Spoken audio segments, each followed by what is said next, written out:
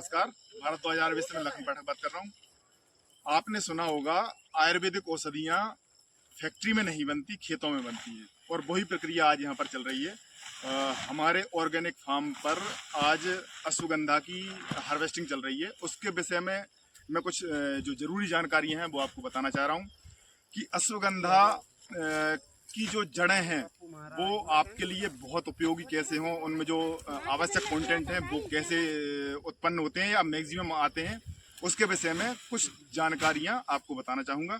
अश्वगंधा की में जो जड़ें बनती हैं, एक तो कारण है कि खेत आपका पूर्ण रूप से ऑर्गेनिक होना चाहिए, उसमें किसी प्रकार का केमिकल का प्रयोग नहीं होना चाहिए।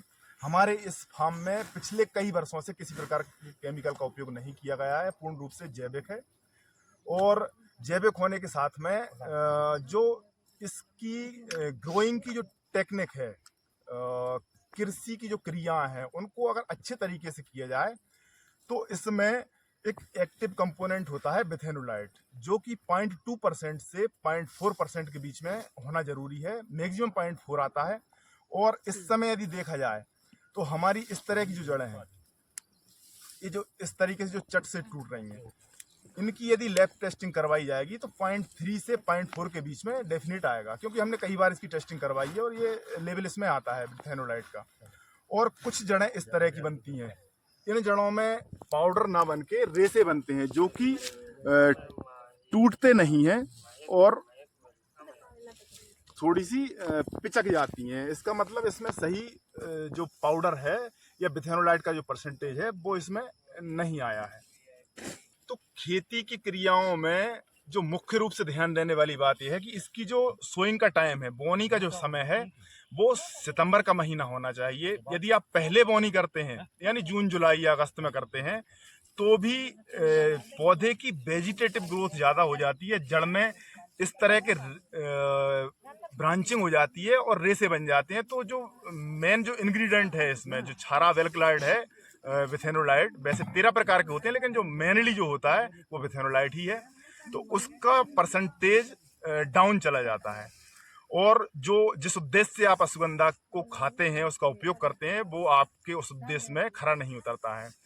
उसी प्रकार यदि अश्वगंधा की सोइंग लेट करते हैं, जैसे अक्टूबर सितंबर के बाद में अक्टूबर या नवंबर दिसंबर में भी करते हैं, तो जो सर्दियों का जो विशेष लाभ इस पौधे को मिलना चाहिए वो नहीं मिल पाता है, और इसकी जो टाइम पीरियड है वो गर्मी में चला जाता है। यानी अप्रैल में या मई में जाके कभी कभी ये पक के तैयार हो पाता है। उस कंडीशन में भी इसमें वो गुण नहीं आ पाते जो हमें चाहिए होते हैं। इसलिए बोनी का खास ध्यान रखें।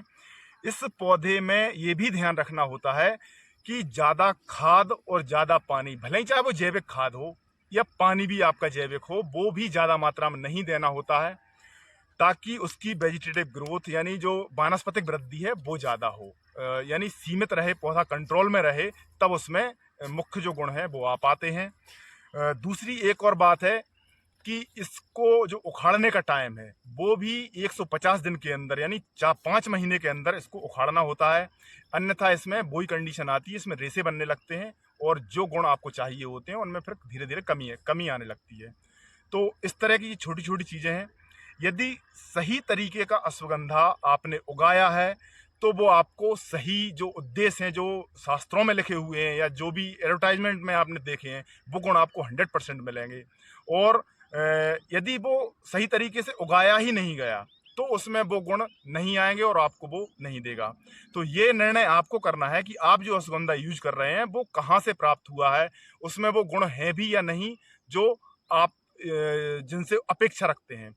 और एक और ख़ास बात यह है कि हमारे यहाँ जो भी रोगी आते हैं या जो लोग अपेक्षा रखते हैं कि हमें शुद्ध चीज़ यहाँ से मिलेगी, और उनको जो लाभ होता है या इनको जो कहीं पर आज तक लाभ नहीं हुआ, कोई रोग उनका ठीक नहीं हुआ और हमारी औषधियों से वो ठीक हो रहे हैं, उसका सबसे मुख्य कारण ये है कि हम चीज़ों को, जिस प्रकार अश्वगंधा की हम खेती कर रहे हैं उसी प्रकार अन्य और लगभग 200 प्रकार की जड़ी बूटियों की खेती करते हैं, या फिर कई और चीज़ों की ज़रूरत पड़ती है तो हम जंगल से कलेक्शन करवाते हैं, जो एक निश्चित टाइम होता है किसी भी औषधि को लेने का, ताकि उसमें जो गुण हैं वो उस समय पर अधिकतम मात्रा में पाए जाते हैं, और प्रयास करते हैं कि उनमें अच्छे गुण आएँ ताकि हम आपकी और अन्य लोगों को उसके द्वारा लाभ पहुंचा पाएँ।